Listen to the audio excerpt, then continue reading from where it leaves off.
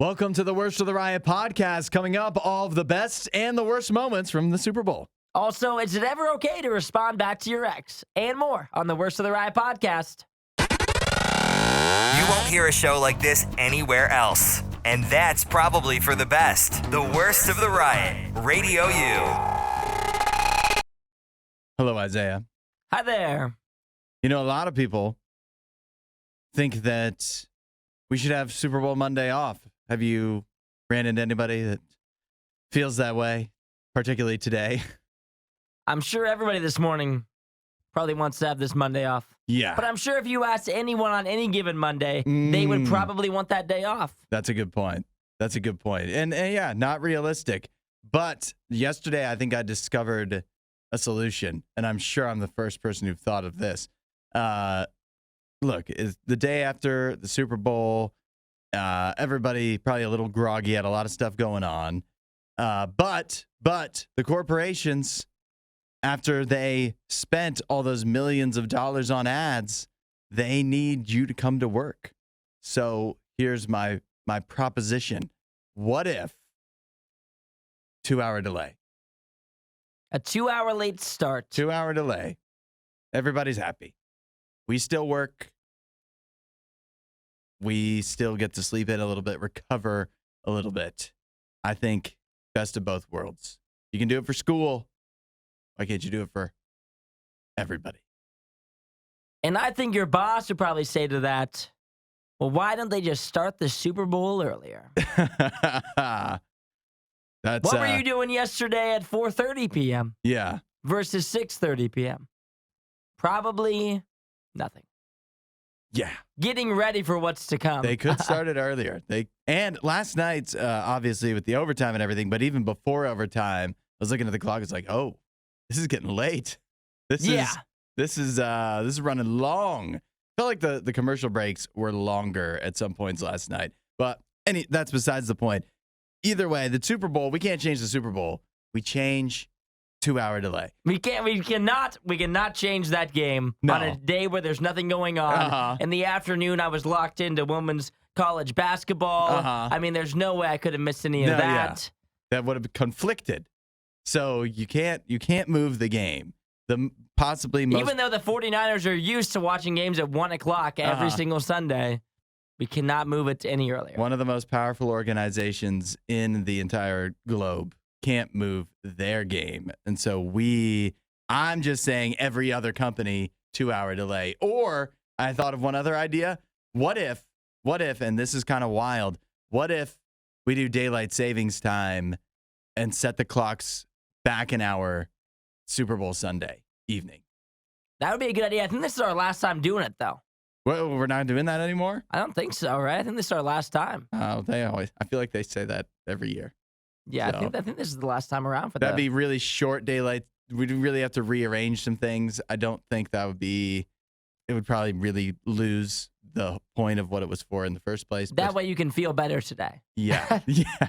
But I don't know. I'm just throwing out some ideas because I just really don't think the way we do it now is working. It was the first Super Bowl where I was wishing that it was over. Yeah. Like when the overtime started, I was like, I just want this to be over now. Like, I don't want to go to overtime. I wanted it to end in regulation no matter what the outcome was. Because I was like, I don't care enough about this game to make me stay up later for it in overtime, but I'm going to have to do it. Yeah. But couldn't we just end this in regulation? I'm not going to go to bed with Super Bowl overtime coming. But you know what's crazy, too, is what was that on CBS last night? They had some show probably scheduled after that that's like, we have the Super Bowl lead-in. We're going to put on whatever stupid show we have, and everybody's going to stick around watching because that's just what they do after the Super Bowl. I don't know if last night was the best night for whatever stupid show was coming up next. Yeah, a couple of years ago, I remember it was Masked Singer. So I'm sure everybody was really upset that they missed out on that. Yeah. Whatever was following it. That was worth staying up for. Got a big announcement coming up next. Add a little Riot to your Instagram feed. Follow @RadioU Official. The Riot. Radio U. Would won on the call last night in the Super Bowl. An all-timer for the Chiefs beating the 49ers in overtime. Isaiah, a wild game. Not a lot of scoring for most of it. Do you think that makes it better or worse? Like, did you find it more or less entertaining than normal? I thought it was an entertaining game. It was a close game. I mean, there wasn't a lot of scoring, which kept it kind of slow. For some football fans or some partial football fans, I'm sure it was a little boring at parts. Yeah. But it was a very good game. Yeah, it was. You were on the edge of your seat for a lot of it. Or were you? Did you ever have moments where you thought, oh, the Chiefs might actually lose this thing? I was never counting them out. Yeah. The whole game, because San Francisco had so many opportunities to go up by 2 scores, but until they did that, I was nowhere near putting the Kansas City Chiefs out. They went up 10-0 to start the game. Yeah. And then the rest of the game, it felt like they were up by 1 score pretty much the whole way, which is nothing. Yeah. That, especially with Patrick Mahomes on the other side. That must be quite the blessing to be, as a Chiefs fan, because, sitting there watching it neutral, but like, I'm not a Chiefs fan, but I was rooting for the Chiefs and just thinking like, you're just never out of it. You never, and I feel like they never even had to sweat. I mean, they were losing, but it was just like, you don't even have to worry. My takeaway from last night's game, I would say, is that imagine with the 49ers, how much they would have won by if they just had a good quarterback. That's your takeaway. Yes, I think you look at the team; they played very, very well at so many positions. And Brock Purdy, he played he played good. He played about the best game he could play, and it still wasn't good enough to be able to defeat Patrick Mahomes. So imagine if they had, let's just say, I don't know, Jordan Love there. Who knows what they could have done if you put a better quarterback in with the rest of that roster. They very well may have won a Super Bowl last night. It was a very good game. I thought Brock played good. I thought the San Francisco 49ers played good. My question is just the whole overtime period. Yeah, I was thinking that too. I thought you probably have to kick the ball off.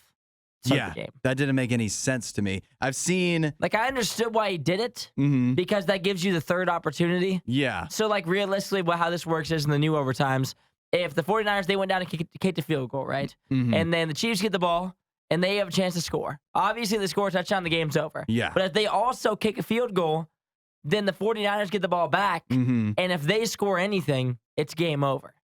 That's how it works. Right. And so in Kyle Shanahan's mind, when he decided, he said he was playing for the third possession, not for the first one. Yeah. Which I understood that, but also I think looking back, he would probably do it differently. I think mathematically that makes sense. It does. I think analytically, yeah. Realistically, that sounds like you're playing. Why are you assuming that you're not going to be able to get a touchdown the first time around if they do, or 2, assume you can stop them? Because you're going to have to either way. And so I don't understand that. That feels like a backwards mentality to me, to play, assuming that you guys are going to tie again. Just take control. But I don't know. Everybody probably would say the opposite. So I don't know. Is there anything else you think they could have done differently that could have changed things? They had 2 opportunities to ice the game away. One time was with about 2.5 minutes left in the fourth quarter. If they get a first down on 3rd and 5, then they iced the game. I mean, they're going to kick a field goal to win the game. Same thing happened in overtime, where it was 3rd and 5 at the goal line. They were trying to score a touchdown instead of a field goal, and that would have extended the game. On those both those plays, the exact same thing happened. The Chiefs did what they do every single time. Tony Romo said it on the broadcast, and the 49ers were not ready for it either time. The Chiefs blitzed. Yeah. That's what they always do. When it's 3rd and 5, games on the line, Steve Spagnuolo is going to blitz. He did, and both times, Brock had about 1.5 seconds to throw the ball, and neither time was there. I mean, both times there wasn't even a hot route for him to even throw to, and so I thought that was a mistake on the 49ers part. You have to know that they're going to blitz in those moments, and they didn't try to account for it. So I think that's what ended up hurting them in the end, is 2 times they could have iced the game, or at least in overtime, made it to where they score a touchdown and really put the pressure on the Chiefs, and they didn't get it either time. And those are the plays that matter. If it's going to be a close game like that, if you're not going to pull away, you have to make those ones work. And I really thought when the 49ers were driving down at the end of the fourth quarter, I thought that they had such a great opportunity to just drain the clock out and kick a field goal, but they just couldn't convert on that last first down.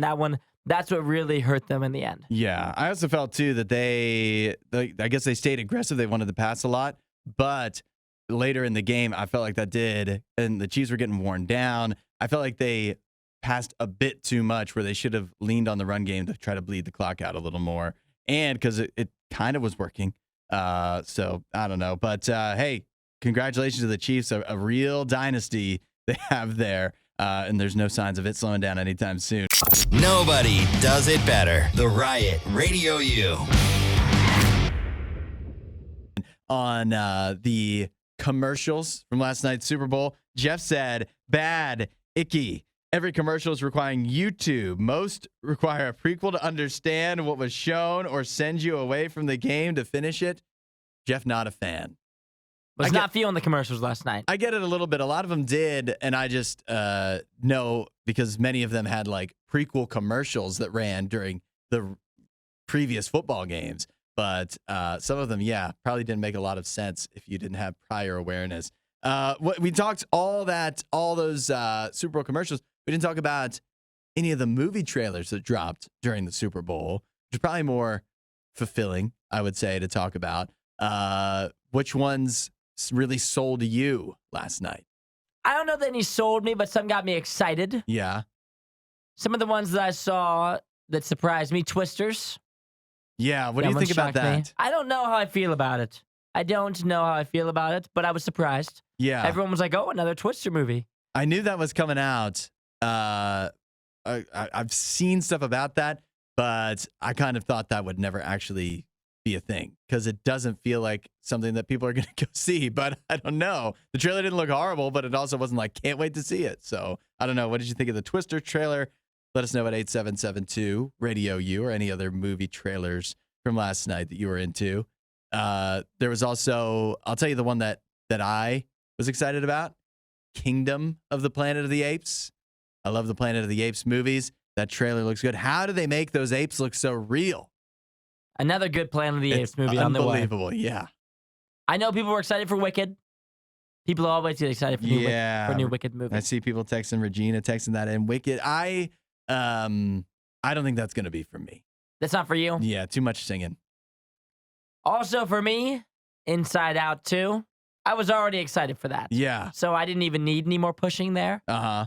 Another one that caught my eye only because it was one of the few scary ones, A Quiet Place. That really changes the mood of the whole Super Bowl when that one came on. Yeah, but that trailer looked good, and it reminded me that I still haven't seen the second Quiet Place, which the first one is so good.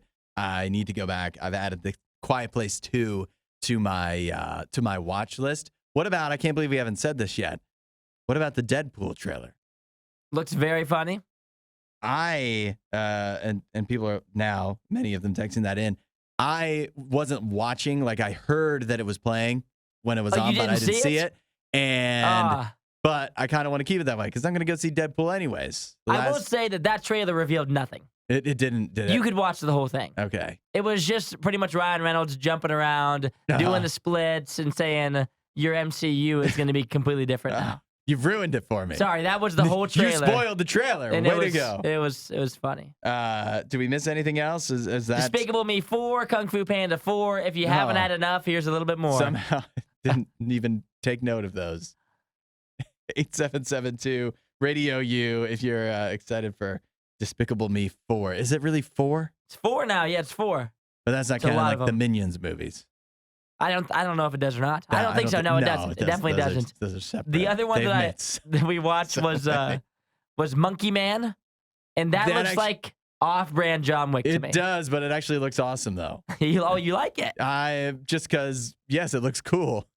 It's just a different actor doing John Wick. I'm down with it. The stories you love with the opinions you hate. The Riot Radio U. Now, some controversy brewing on Instagram of all places. Doesn't feel like the most controversial of the social medias. However, Meta has announced that they are trying to reduce the amount of political posts Instagram users see, and this also applies to Threads as well. They recently posted out that they are not going to proactively recommend political content on their platforms anymore. They define political content as post potentially related to things like laws, elections, or social topics.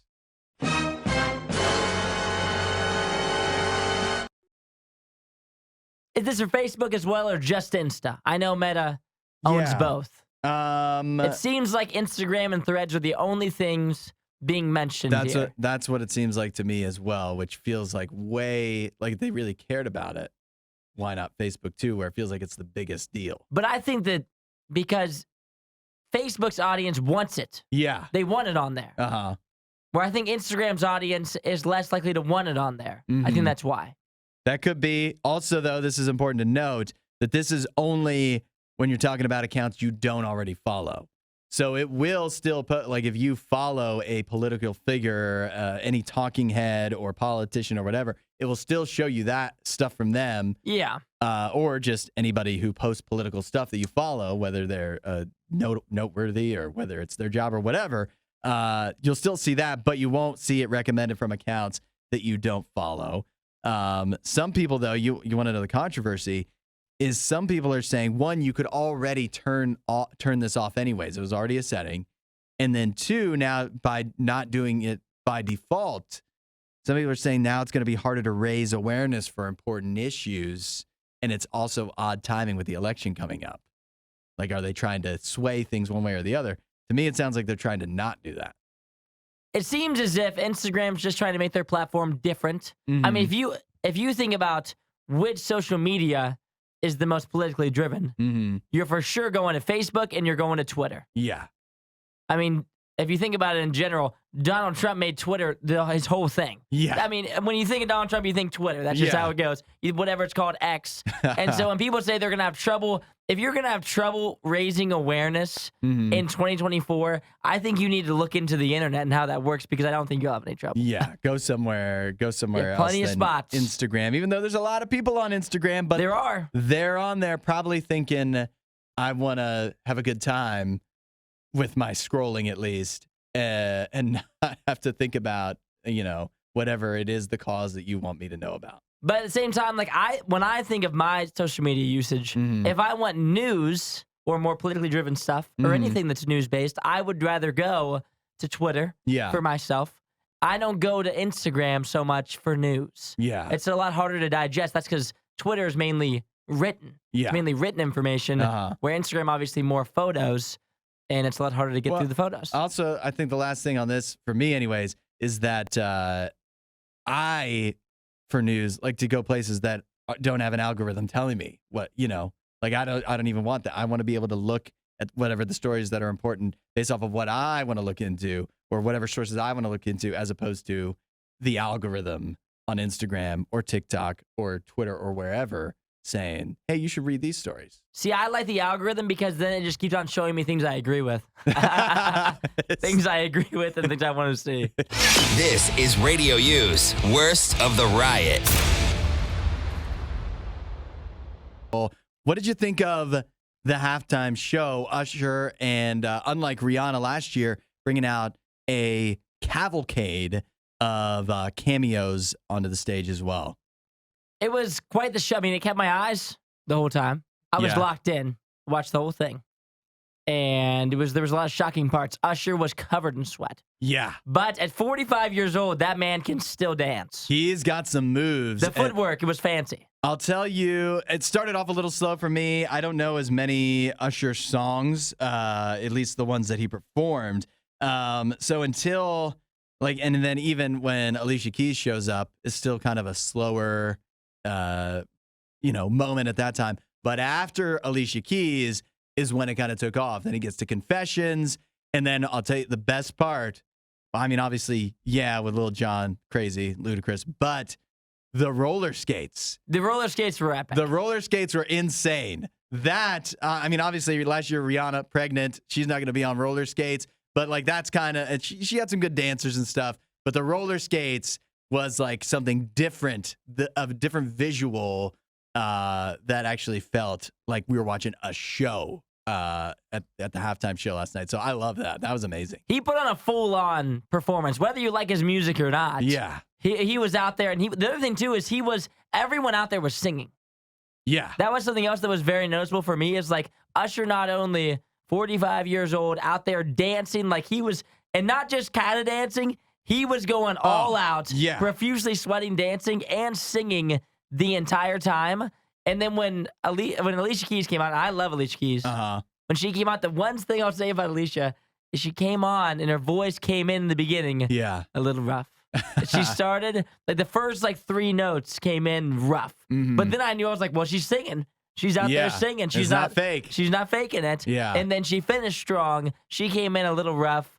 Lil Jon, as I was watching him, whenever they showed him, it seemed as if he had no instructions on where he needed to be. It was like Usher asked him to be a part of the halftime show, but they knew they couldn't have him in any choreographed anything. He just had to be on the stage, off to the side of all the people doing stuff, so they could just flash to him and he could just kind of be jumping around. What do you think if they did give him instructions? He would have messed him up. Yeah, right. So they were like, "You're on the stage, just stay out of the way. You got to be on the edge. Yeah, just say yeah, and just be bouncing around, just kind of doing your own thing." What did you think of this is the other thing, the outfits?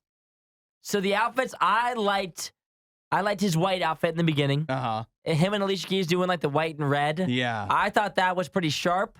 Alicia Keys, that was a good outfit. Yeah, the white and the red looked really sharp in the beginning. And the piano. What was that piano? I don't know. That was I don't know what kind of sculpture that was. That was insane. I didn't like the purple as much as I liked his white outfit.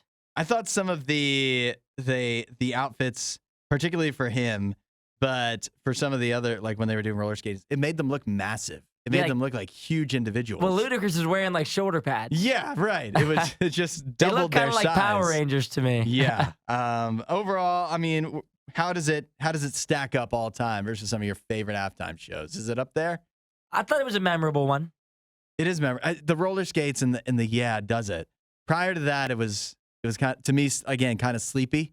So it's not sleepy. It's not an all timer, but the roller skate moment was epic. Yeah, I'm gonna remember that. Yeah, the roller skating was that's the part of the whole halftime performance that I'm gonna remember. I'm gonna remember him being so sweaty and dancing like crazy, and then him rolling around on roller skates singing.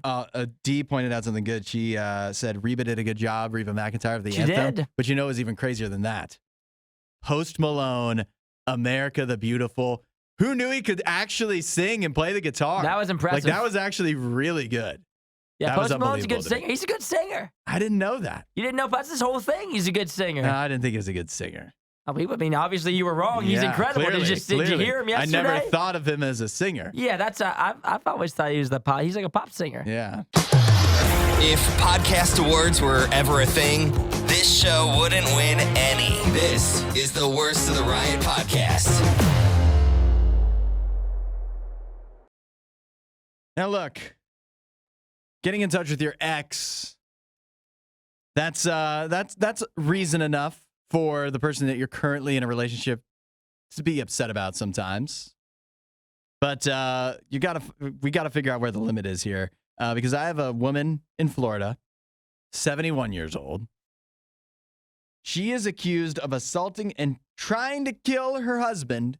They've been married for 52 years. She was trying to kill him because he received a postcard from his ex who lives in Turkey and responded to it. This is a woman he dated 60 years ago. Well, what did he say? Actually, you know what? I don't know if I have the contents of either of the postcards. Oh, we need the contents. That's what it's all about, huh? It is about the contents. Yeah. I mean, obviously, no matter what the contents, she can't try to kill him. That's a bridge too far. But could she? Is this worthy of a fight to have? You've been married 52 years. And his ex reaches out via postcard. Why would she reach out? Well, she's in Turkey. Maybe she wanted to show the scenery. Trying to stir things back up, maybe? Possibly, maybe after 60 years. Trying to light a flame? Yeah. You know, she's How have like, you been? You know, I've always questioned how things would be different. That's probably what the postcard said. How would things be different if things went different between us? We didn't break up 60 years ago. And he wrote her back. That was his big mistake. Yeah, apparently he thinking? did respond. I don't know. Maybe he thought it's been 60 years. I can probably, and she lives across the ocean. I might be okay. Oh, you think that's fine then? It depends what he said. You think this is so? You're endorsing this. At what age are you allowed to start talking to your ex again? After how many years, Hudson? I don't know. If you've been married 52 years, I live across the ocean. Then all of a sudden you're allowed to just hit up whoever you want? Get over here. My wife sucks. I often wistfully dream of the days when I was with you 60 years ago. Yeah, when we were 23 years old. Yeah, things were better then. I've come to realize. If that's what he said, then maybe. But other than that, I think if it was just a friendly postcard, a friendly exchange. Maybe a little too friendly. Seems like it was a little too friendly. It could have been. At least his wife thought so. Yeah, clearly. She now allegedly facing accusations of assaulting and trying to kill him. She tried to put a pillow over his face. Suffocate him to death. Well, it sounds like it wasn't just simple how do you do's then in that letter. It couldn't have been. It could not have been. It had. If you're trying to smother him with a pillow. The only justification, yeah. No. It seemed as if things were getting a little bit more spicy in their letters that they were writing across the world. Imagine reading one of those postcards. She doesn't have his phone. What could it have possibly said? She doesn't have his phone number. She couldn't have just texted him. Yeah. Maybe he reached out with the phone call. No, they're 70 years old. Like, imagine her writing that letter. Imagine the message and data rates, though, texting from Turkey to Florida. Yeah. And then the heat of just waiting for him to write back. Yeah. Will he write back? She had to probably wait for months to get that letter back. Yeah.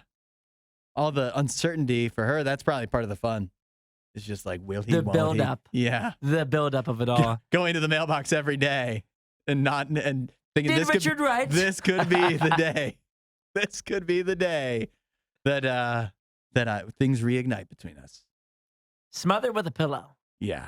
Yeah, that sounds like a little bit more of an intense letter. They say he was visibly frail. But you got to think, how did she catch him writing back, right? I believe it says he admitted to it. He admitted? He admitted that he wrote her back. So he really thought he was in the clear. So she found the letter, and she was like, you didn't write her back, did you? And he's like, oh, I wrote her back. And then smothered with a pillow. Attempted to. It was. He's alive, right? He's survived, yes. Thank goodness. He did experience bruises and open lacerations on his arms and the stomach area, as well as bleeding bite marks. Well, now you know you can't write back. I'm telling you right now, you can't. No matter how long it's been. Nope, it doesn't matter. Thanks for watching the worst of the riot. Since you made it this far, you might as well like, subscribe, and check out riot.radiou.com for even more riot.